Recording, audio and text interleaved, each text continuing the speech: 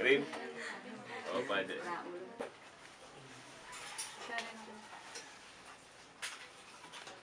Magandang gabi sa inyo mga padre. Gayon din sa inyo mga ginoo at binibini. Ikinararangal ko nga palang ipakilala sa inyo si Don Crisostomo Ibarra, anak ng kaibigan kong si Don Rafael Ibarra. Tamang-tama, kagagaling lamang niya galing Europa.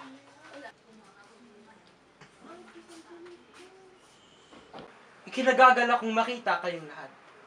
Aba, naririto pala si Padre Damaso, ang matalik na kaibigan ng aking ama.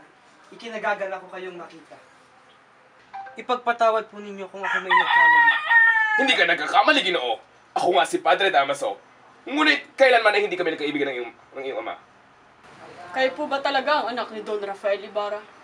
Ako nga po, Ginoo.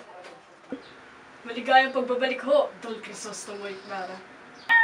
Kasama at nakilala ko ang iyong ama. Marapat lamang na siya ay kilalanin. Ginoo, Maraming salamat sa iyong papuri sa aking ama. Tila ba'y nabunutan ako ng tinik sa dibdib. Magandang gabi po mga binibini at Ginoo. Nakahanda na po ang inyong hapunan. Sandy.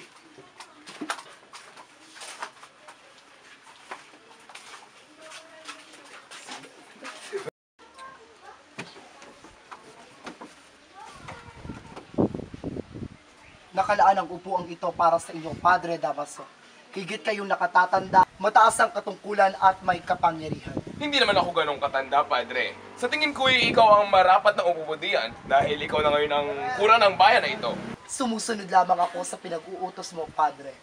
Hindi ko inuutos. Hindi ko inuutos. Kapitan Tiago, halina't saluhan niyo kami sa ating salo-salo. Dito na po kayo upo sa aking upuan. Naku, huwag ka nang tumindig. Ang salusalong ito ay sadya kong pinaghanda bilang pasasalamat sa Berhen sa inyong pagdating. Tayo muna magdasal sa ngalan ng Ama, ng Anak, ng Espiritu Santo. Amen. Amang dakila sa lahat, maraming salamat sa mga biyayang ito. Amen. Don Crisostomo, may ilang taon na nga kayo nawala sa Pilipinas? Siguro mga 7 taon na rin po. Hindi niyo ba nalimutan ang Pilipinas?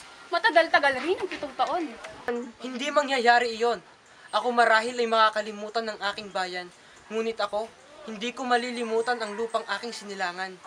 Anong ibig mong sabihin? Mahigit 1 taon nang wala akong balita sa Pilipinas. Ni hindi ko alam kung paano at kailan namatay ang aking ama. Nasaan ba kayo noon at hindi man lang kayo nagpadala ng telegrama? Nung kami ikasal, nagpadala ako ng telegrama sa Espanya. Hindi niyo ba natanggap iyon? Malamang ay nasa Alemanya po ako ng mga panahong iyon. At nasa Polonyang sakop ng Russia nitong huling 2. Kung gayon ay may mga nakilala na rin kayo roon. Wala po akong masyadong nakilala roon sapagkat hindi ako nagsasalita ng Kastila. Maliban na lamang kung ako ay nasa harap ng ilang konsulado. Yan lang ba ang natutunan mo? Kung gayon ay nag-aksaya ka lamang na salapi sa iyong paglalakbay, kahit bata ay alam ang mga bagay na iyan. Ipagpatawad yung lahat kung inaakala ni Padre Damaso na ako ay isang musmos. Kagaya ng sila'y nagsasalo pa ng aking ama. Mga Ginoo at binibini, hayaan ninyong ako'y magpaalam na. Marami pa akong pangailangan dapat tapusin. Natapos na naman ang pinakamahalagang parte ng ating pagsasalo. Sandali lamang. Huwag ka munang umalis. Mga ilang oras din idarating ang anak mo si Maria Clara. Sinusundo siya ni Tia Isabel. At ang bagong kura ng inyong bayan idarating din. Pupunta po ako dito bukas. Sadya lamang kung may kailangan akong gawin na hindi maaaring ipagpaliban. Nakita na ninyo? Hindi matanggap na napagsalitaan ng isang kura. Akala mo'y kung sino na kung makaasta. Iba nga ang bunga ng pag-aaral sa Europa. Kung ang masusunod, kung ako ang masusunod, ay dapat ipagbawal ang pag-aaral ng mga batang Indyo sa Europa. Sapagkat may masama itong epekto talaga.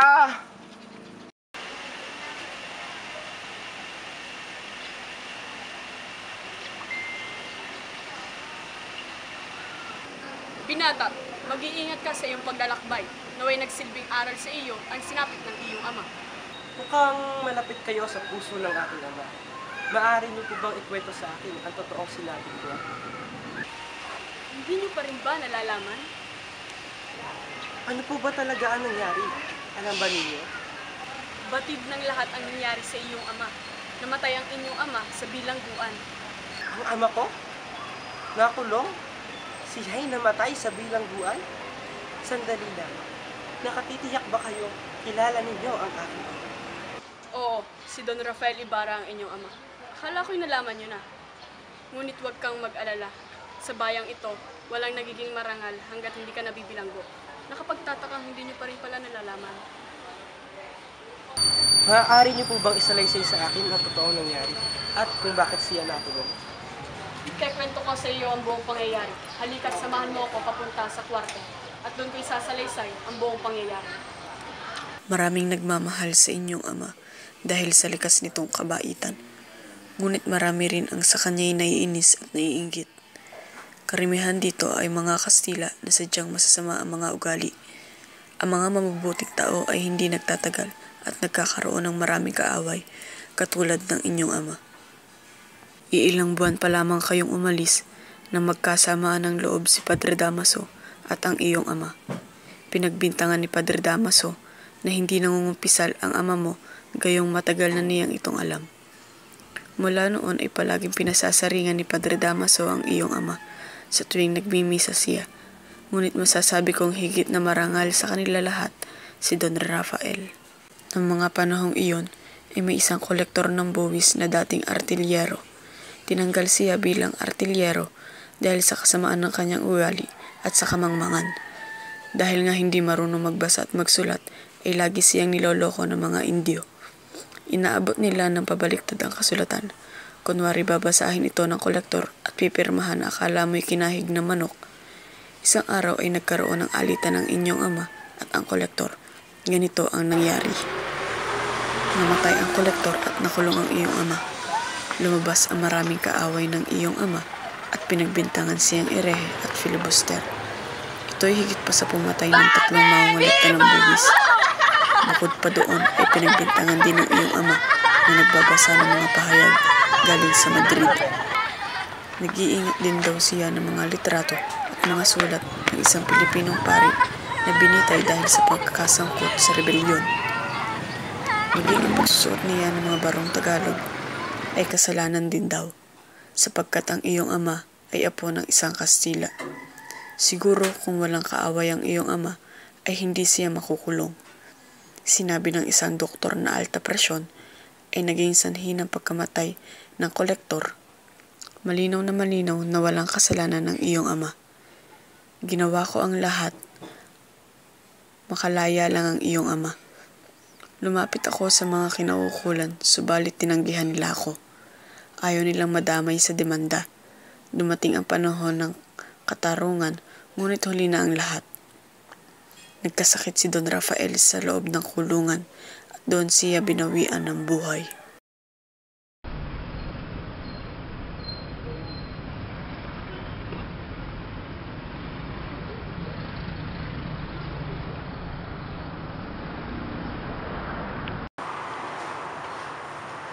O Maria, iha, bakit malungkot ka?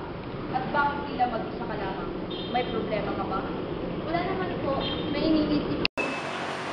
Gusto mo bang magbakasyon, Maria? Para naman makalanghap ka ng sariwang hangin.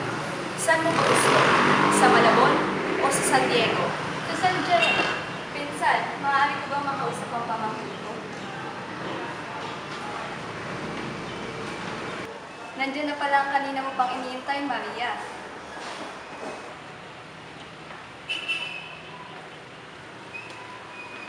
Oh, nandito ka na pala, Don Ibarra.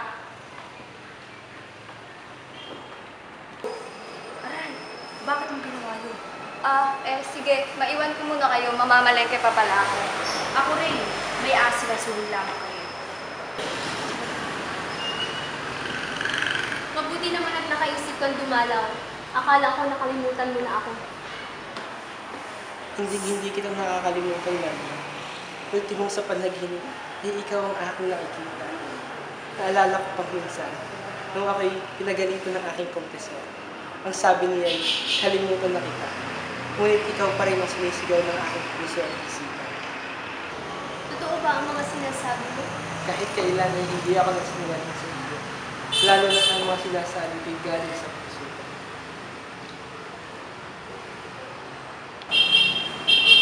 Kaya't kailan talaga napakabolero mo. Sandali lang.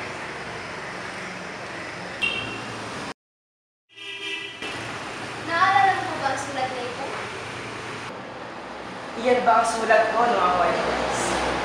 May ibang sulat pa po ba kayong binigay sa akin na aking Ginoo?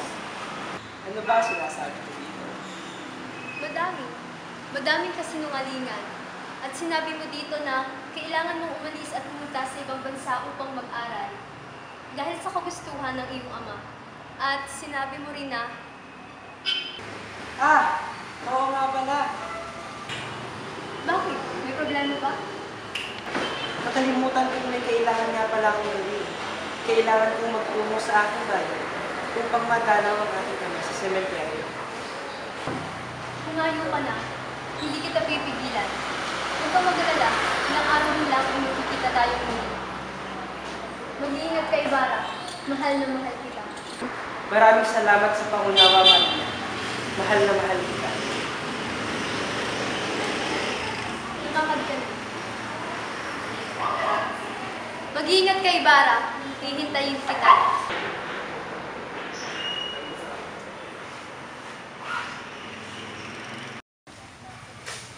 Pwede bang sa ibang lugar na lang tayo maghukay? Tamo, sariwa-sariwa pa mga hinuhukay natin. Yung mga buto, dumudugo pa, tapos yung buhok. Hindi ako makakatagal dito, nasusuka ako. Napakaselan mo naman. Paano nalaman kung ikaw ang pinaghukay ng bangkay na 20 araw pa lamang na ililibing? At ng mga araw na yun umuulan pa, kaya nabasa kami ng kabaong, ng bangkay na nasa kabaong. At ang malma pa nun, namatay ang ilaw ng dala ko. Nakakakilabot naman ng iyong musambit. At hindi lang iyon, natanggal pa ang pagkakapa ko ng kabaong at lumabas pa ang kalahati ng katawan ng bangkay. At napakabaho nito. Naku po, bakit mo naman kasi hinukay yung bangkay? At sinong nagutos sa'yo upang hukayin niyaon? Naku po, makatanong naman ito yung wagas, parang ikaw lang yung kasila nagtanong sa akin ng palihim niyan. At gaya ng sabi ko sa kanya, utos ito ng kurang malaki. Ganon? Pagkatapos nun, anong ginawa ko sa bangkay? Inilibing ko ito sa libingan ng mga inching, gaya ng sabi ng kurang malaki. Ngunit ng mga panahon na yun napakabigat ng bangkay dahil nga nag-uulan. Ay naku, huwag ka na nga magtanong ng tungkol sa mga bagay na yan. Pasensya ka na at hindi ko na masyadong nadadalaw ang puntod ng iyong ama sapagkat ako'y nagkaroon ng sakit at marami din akong ginagawa. Sabi naman ni Kapitan Tiago, siya na ang bahala sa pagpapagawa ng mitso. Tinamnan ko naman iyon ng maraming bulaklak at isang malaking krus. Nandoon, banda roon.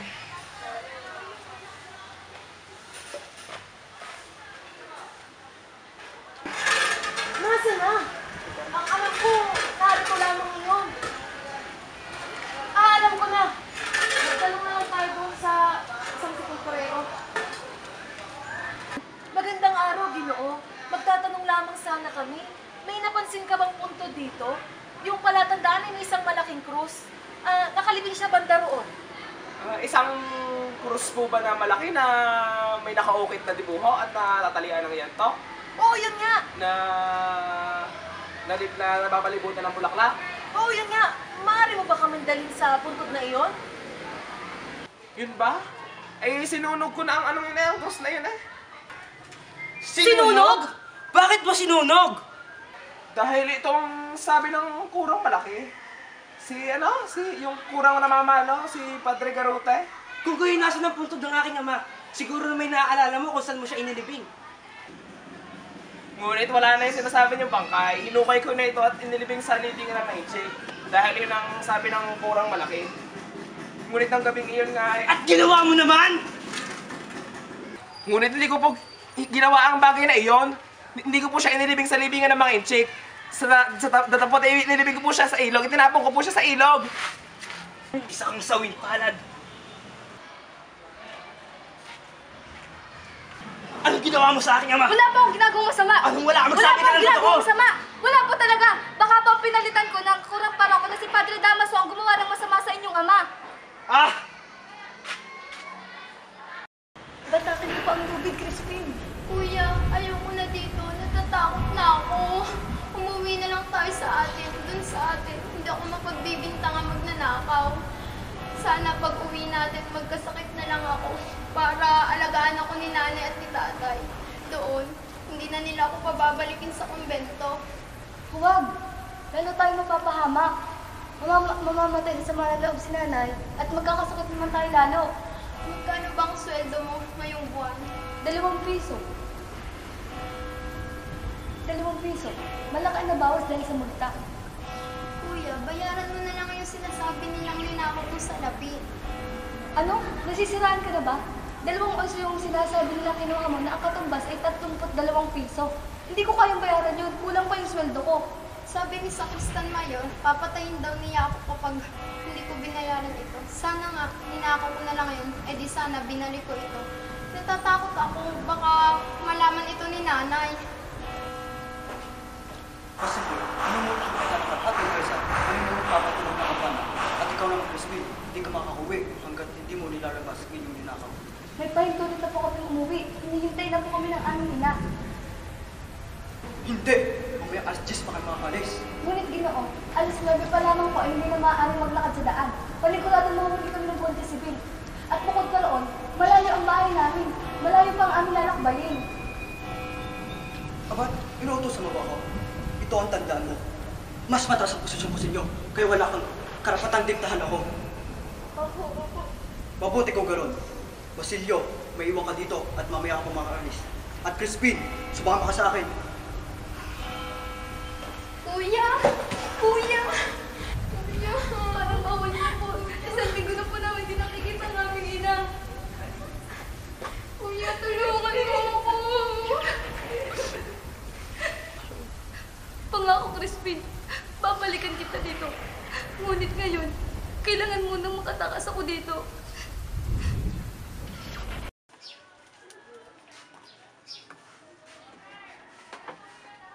Sigurado akong magugustuhan ng mga anak ko. Hinihanda ko sa kanila. Asa na kaya sila?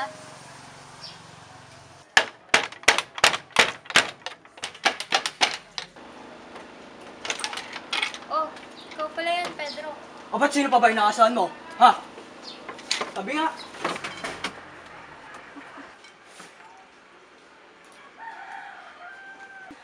Para sana sa mga anak natin ang inihanda ko. Peste naman oh! Eh di ako kakain. Ano ba gusto mo sabihin? Hindi naman sa ganun. Sige, kumain ka na. Wag na. Wala na akong gana. Kapag dumating ang mga anak mo, siguradihin mong ipagtatabi mo ko ng pera galing sa sahod nila.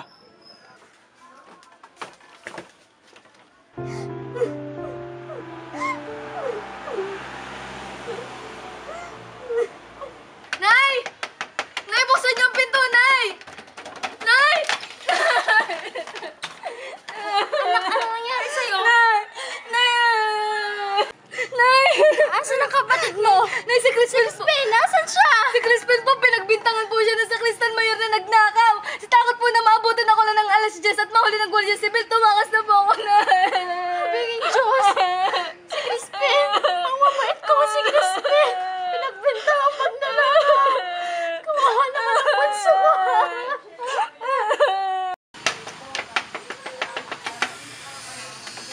Ikaw ba, ina ng mga magnanakaw? Magtapat ka kung ayaw mong barilin ka namin. Ini ng mga magnanakaw? Saan mo nilang binigay na pera ng iyong mga anak kagabi? Pera? Salapi? Anong salapi? Huwag ka naman magsinungaling. Sabihin mo sa amin kung nasa ang anak mo. Ang malaking nakatakas at ang maliit ay saan mo dinala.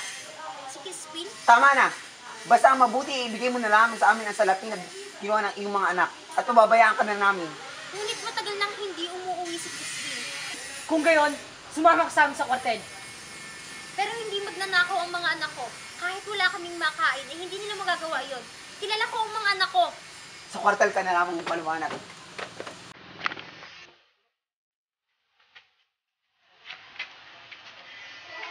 Crispin! Basilio!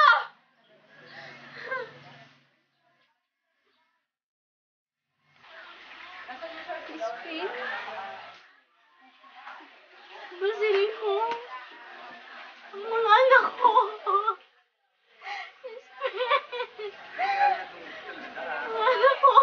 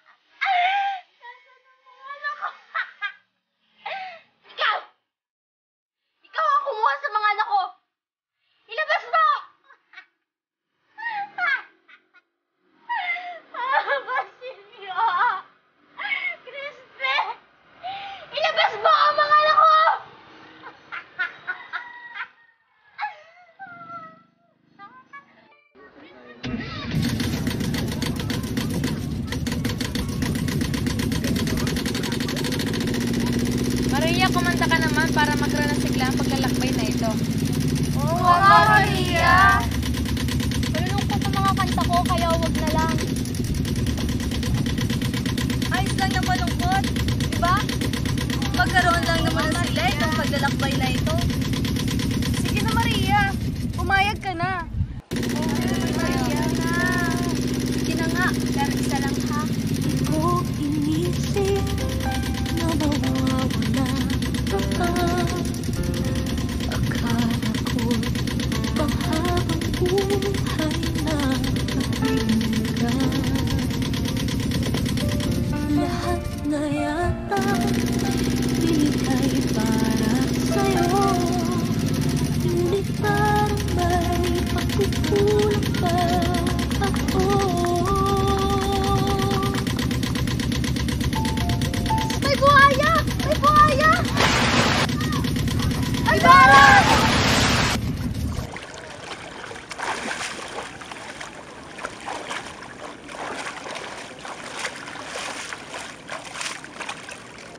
Ginoo! Ginoo! Kaibigan, maraming salamat. Utang ko sa iyong buhay ko. Bakit mo ginawa iyon? Hindi ka dapat nagpadalos-dalos sa iyong mga desisyon. Paano na lamang kung napahama ka? Paano kung ikaw ang napahamak? Kung ako ay napahamak at ako ay sinundan mo, kasama ko na ngayon ang mga mahal ko sa buhay. Tara na lamang umuwi. Total, pagod na rin naman ang ilan sa atin.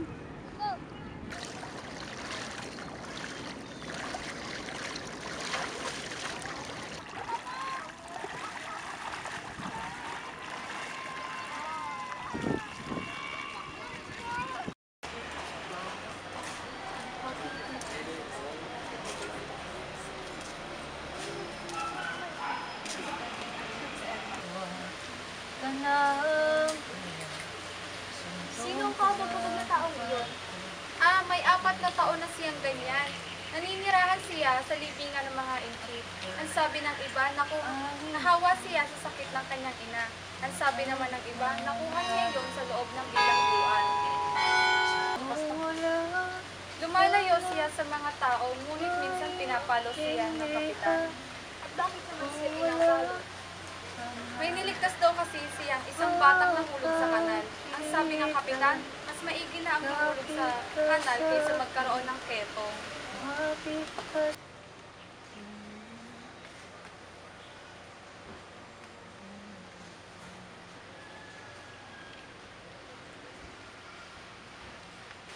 Bakit mo yun ginawa, Maria? Kasi yun lamang ang tanging bagay na kaya kong ibigay.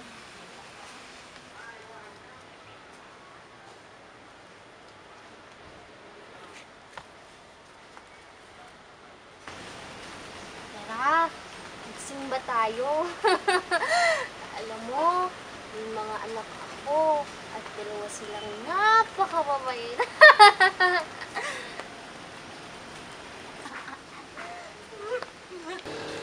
Ibarra, akala ko ba'y may ginagawa kang paraan upang matulungan ang babaeng iyan? Sa ngayon ay wala pa akong nagagawa.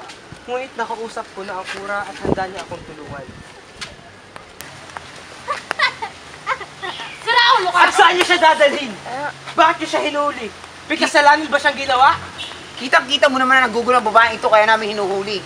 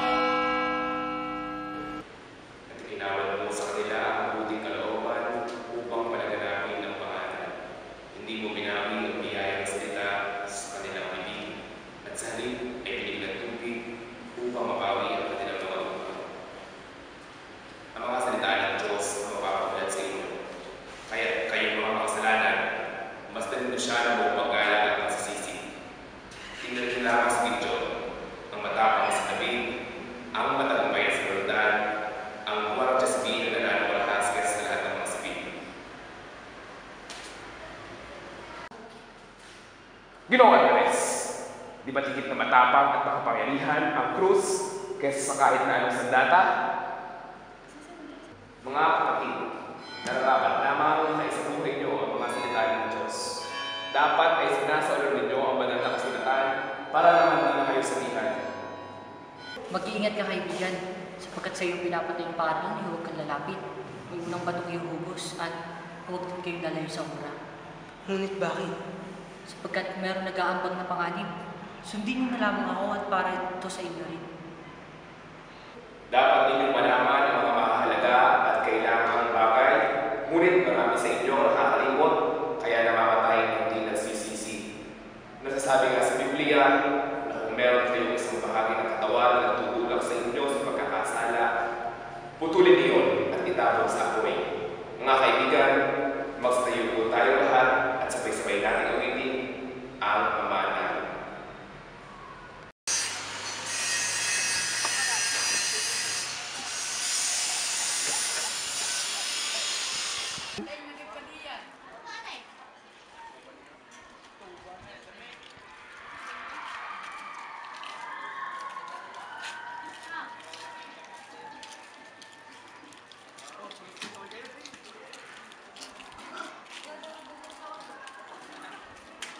Ginoong Ibarra, maaasahan niyo ang aking tulong. Ano mang kailangan niyo ay aking ibibigay o iuutos ko na lamang sa aking mga tauhan. Marami pong salamat, Ginoo. Ngunit sa ngayon ay wala pa akong iuutos.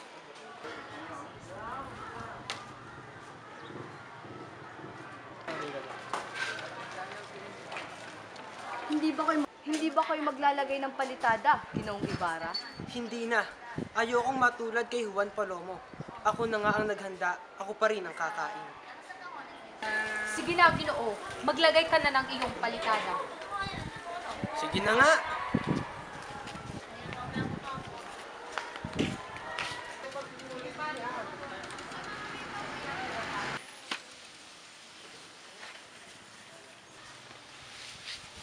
Ginoo! Tulong! Tulong! Tulungan niyo ako iyahan sa aming palad na lalaki! Maria! Gising! Gising! Ginoo, ayos lang ho ba kayo? Hindi ba kayo nasaktan? Nako, ipakukulong ko kung sino man nangangasiwa dito at sinolhuan iyon. Ayos lang ako, Ginoo. At hindi mo na kailangang ipakulong ang nangangasiwa dito sapagkat hindi natin alam kung sino talaga ang may sala. Isa pa, hindi na natin maibabalik ang buhay ng lalaki. Ipagpaubaya mo na lamang sa akin ang pagsisiyasat sa kasong ito. Ano nangyari sa kanya? Labis siya nag-alala sa nangyari kaya siya nahimatay. Ganun ba? Magiging ayos lang ba siya? Oo naman. Ikaw na lang ang magdala sa kanilang tahanan. Pahinga lang ang kailangan niya. Maraming salamat. Ako na ang magdadala sa kanya pa uwi. Mag-iingat ka, Binibini. Sa'yo din, Ginoo. Mahal na mahal kita, Maria. Hindi ko alam kung anong gagawin ko pag may nangyaring masama sa'yo.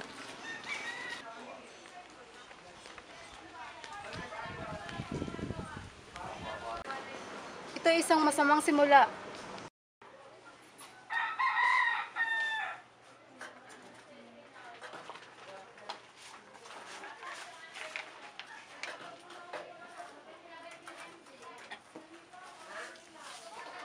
Mga padre, Ginoo at Binibini, ipagpatawad niyo ngunit kailangan ko nang umalis.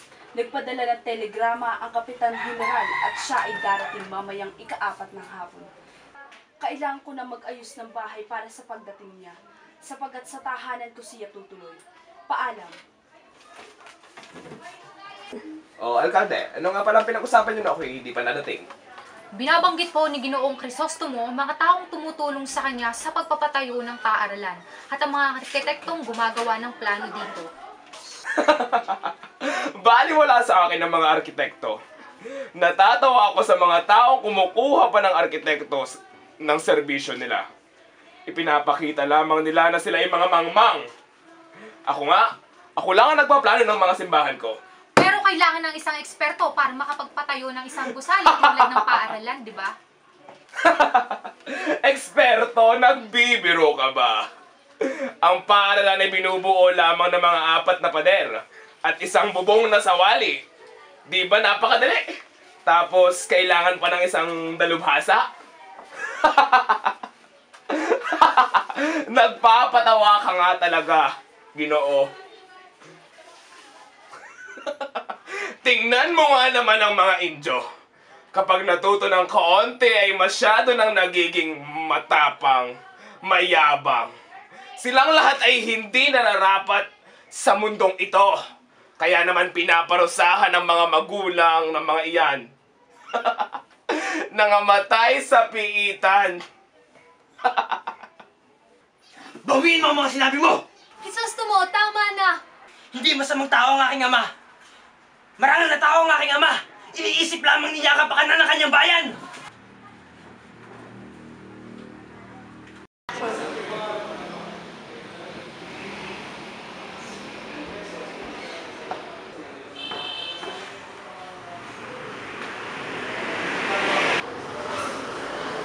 Magandang araw sa inyo. Nasaan nga pala si Don Crisostomo Ibarra? Ito na ba ang anak mo? Siya na nga, ang aking anak, si Maria Clara. Siya, sige, maiwan ko muna kayo at mag-aasikaso lang ako ng aking ibang bisita. Tawagin nila ang ako kapag kayo ng mga kailangan. Anak, sige. At maupo na din kayo habang kayo uusap. Maraming salamat, Kapitan Tiago.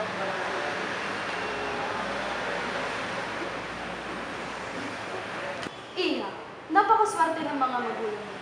Marami akong naririnig na papuri sa iyo. Ganun na lamang ang ginawa mo kanina tanghali. Kaya nararapat lamang nabigyan ka ng gantimpala. Pero, hayaan mo patunayan ko na hindi parusa ang katulitas sa bata, kundi ang gantimpala na rin. ano ang ibig niyo pong sabihin? Ilang minuto na lamang ay darating na si Don Crisostomo.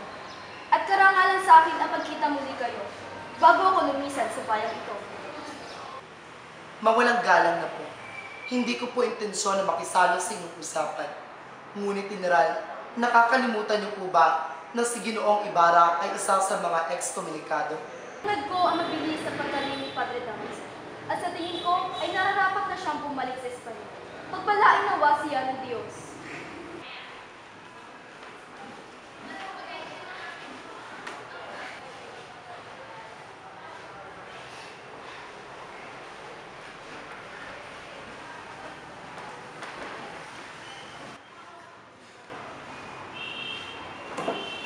Ipagmamalin po ninyo, ngunit kailangan ko lang po bumalik sa aking silid.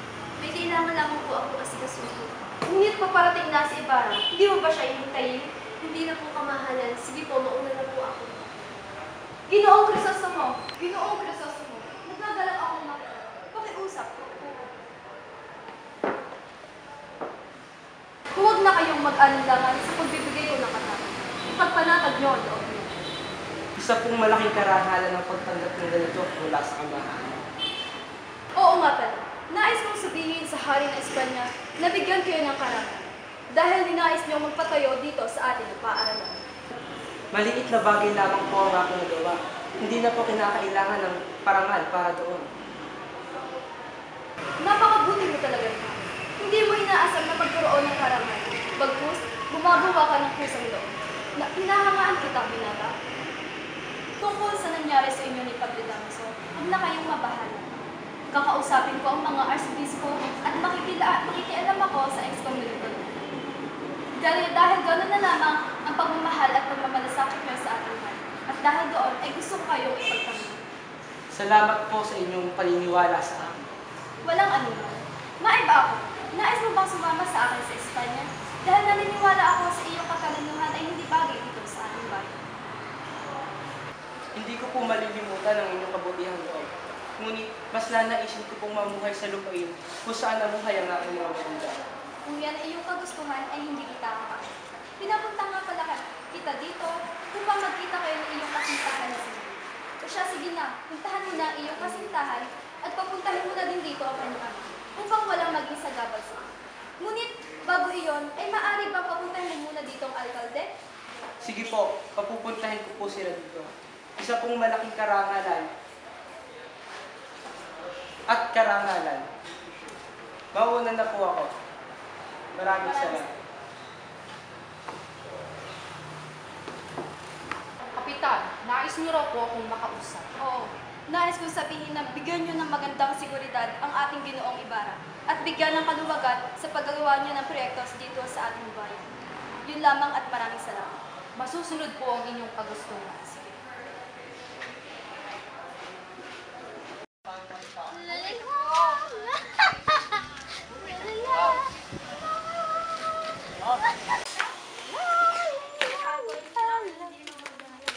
Vamos, magkantar ikaw!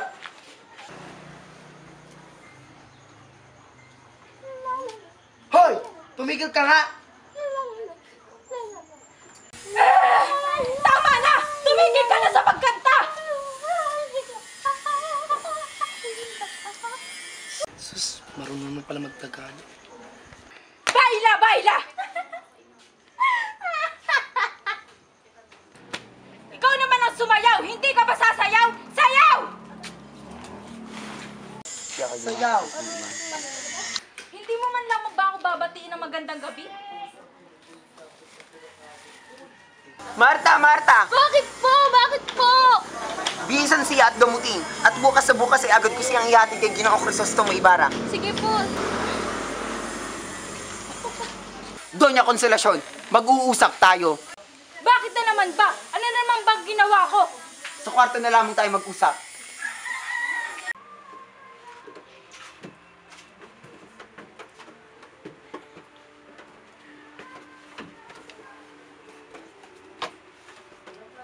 Salamat naman at dumating kayo, Doña Victorina at Don Tiburcio. Sino naman yan? Oo nga pala. Ipinakikilala ko sa'yo ang aking pinsan, si Don Alfonso Linares. Kinararangal ko po kayong makilala, Kapitan. Gayon din, Ginoo. Siya, mabuti pang dalhin ko na agad kayo kay Maria upang magamot niyo na agad siya.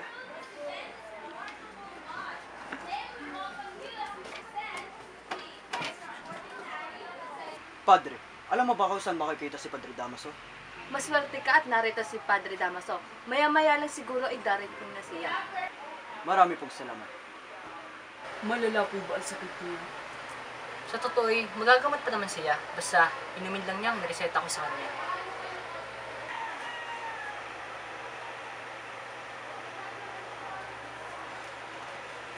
Siguraduhin mong maiinom niya yan araw-araw. Maraming salamat. Ginoong Linares? Ginoong Linares? Ginoong Linares? Ano po yun? Gusto ko lamang pong sabihin na nandiyan na si Padre Damaso. Maayos naman daw ang kalagayan niya. Kailangan lang daw niyang inumin ang mga gamot na nireseta sa kanya. Kaya huwag ka nang mag-alala.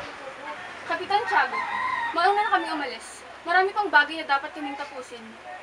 Maraming salamat sa inyo at hayaan ninyo kayong ihatid ko kayo hanggang labas.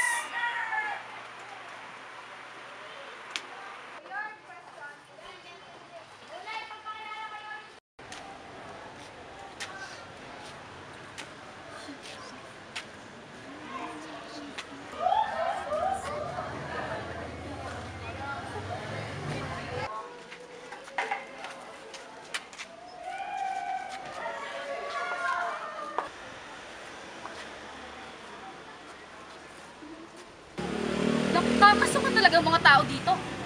Amoy mahirap. Ako ba ang pinasasaringan mo? Paano mo naman nasabing para sa iyo ang mga binibitawan kong salita? Alam ko naman ng isang hamak na labandera ka lamang. Kamusta naman kaya yung kulot mo? Aba, hinahamon mo talaga ako. Tama na nga yan. Halika na at umuwi na tayo. Hindi! Kailangan matuto ang babaeng ito kung saan siya lulugar. Ikaw, hindi mo ba ako nakikilala? Hindi mo ba alam na ako ay taga Maynila? Hindi nakakapasok ng aking tahanan ng mga alperes dahil sila ay hanggang pintuan lamang. Talaga? Hanggang pintuan lamang sila? Pero pwedeng pumasok ang mga pilay na katulad ng asawa mo?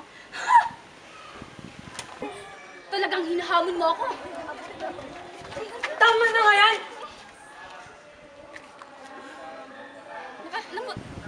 Tama na! Alam niyo bang napakalaking iskandalo ang ginagawa niyo? Pakiusap, huwag niyo na kaming pakialaman. Maglipad, Don Tiburcio, uwi niyo na ang inyong asawa. Pasensya na rin sa nangyari. Kung gayon kami makakauna. Pasensya na rin.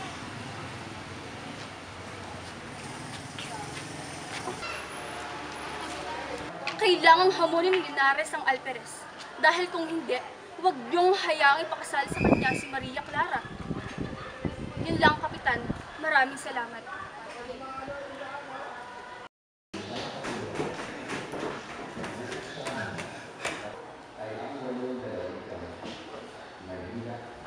Mabuti na naman at nagpunta na kayo dito. Pupunta sana ako sa inyo dahil ang kambing nyo na sinisira ang bakuran ko. At sa susunod na sirahin nila ang bakuran ko, na hindi na ako magdalawang isip sa kanila na paputukan sila ng bala. Ngunit ha? Hindi ako nagpunta rito. Naririto ako upang ipaalam sa inyo na nanganganib ang buhay ng marami. Mamayang gabi ay may magaganap na pag-aalsa. Sino sa kanila? Sino? Sabihin mo sa akin paulan ako sila ng bala. Huminahon kayo at makinig na mabuti. May sapat na panahon pa tayo hanggang ika-8 ng gabi. Nalaman ko ang pag-aalsa sa isang kumpisala ng isang babaeng sasalakayin nila ang kumbento, ang kwartel. Kukunin ang paluhan ng mga Guardia Civil at papatayin ang lahat ng mga Pastila. Sino? Sabihin mo sa akin yung pangalan ng babae at agad ko siyang ipadadampot. Iyan ang mas mainam na gawin. Oo nga pala, maaari ba kayo magpadala ng 4 na Guardia Civil sa kumbento? Makakaasa po kayo, Padre. Salamat, Ginoo. Mag-iingat kayo mamaya ika-8 ng gabi, sapagkat uulan ng bituin at inis. Makinig kayo sa akin, Ginoo. Ganito ang aking plano.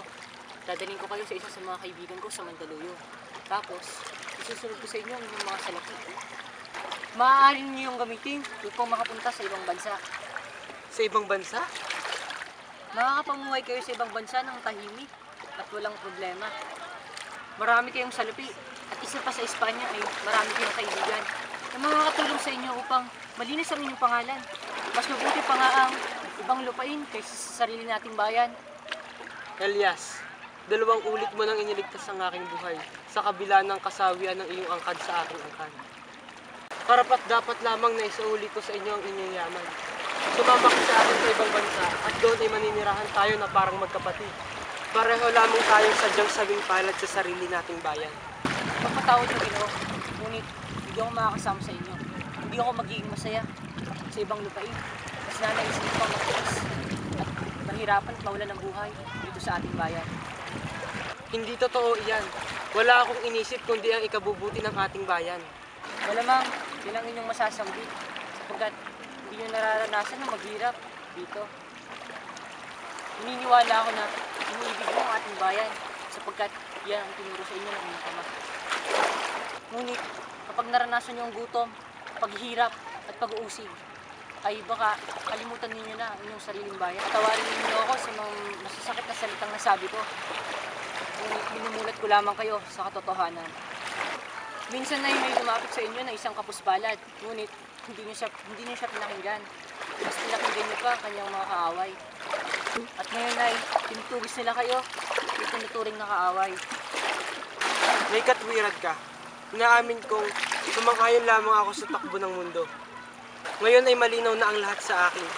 May kanser ang ating lipunan na kailangan nating sugpuin. Ako na nagtatanggol sa ating bayan ay isa na ngayong pilibustero. 300 taon silang nagpakasasa sa atin habang tayo ay kanilang inaalipin. Ngayon ay nawawala na ang ating pag-asa. Nawawala na rin ang ating paniniwala sa Diyos. Ang tanging natitira na lamang sa atin ay ang ating lakas at ang ating karapatan.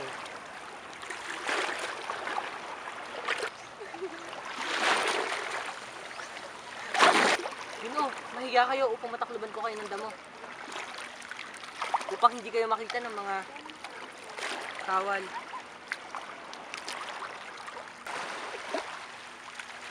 Sandali lang mga Ginoo.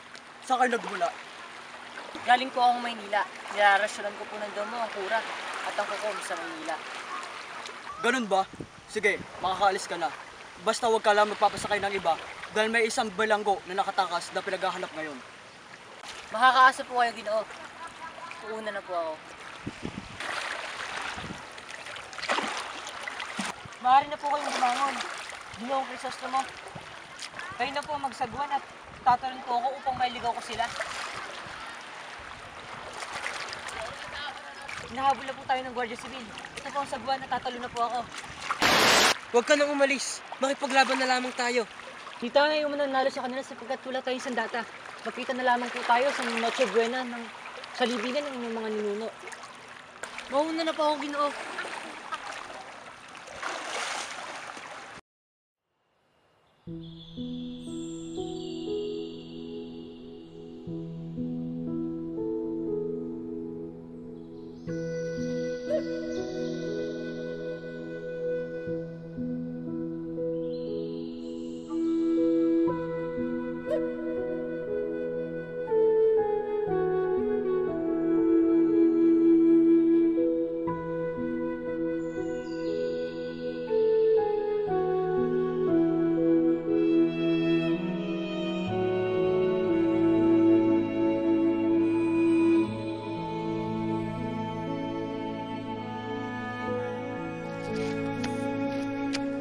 Nay!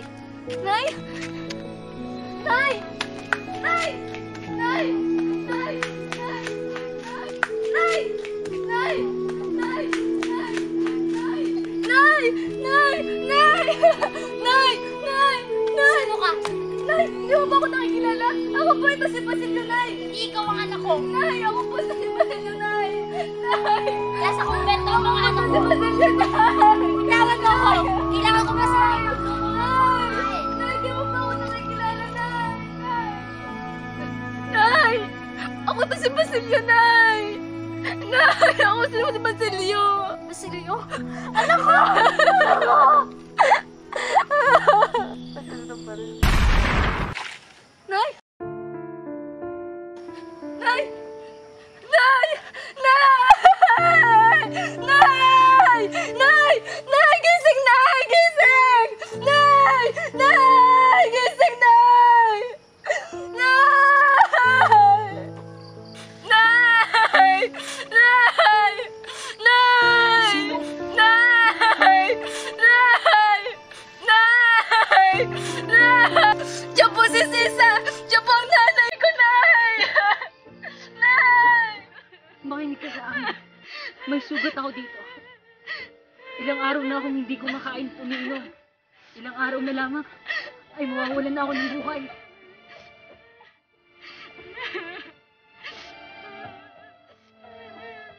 Ganito. Sunugin mo ang bangkay ng iyong ina kasama ang bangkay ko. Kung walang darating na sinuman, ayoko ahin mo ang mga ginto na ibinang ko. Ahihin mo yung mga iyo. Gamitin mo sa pag-aaral mo. Mamamatay ako. Hindi na nasisilayan ang bukang liwayway ng ating bayan.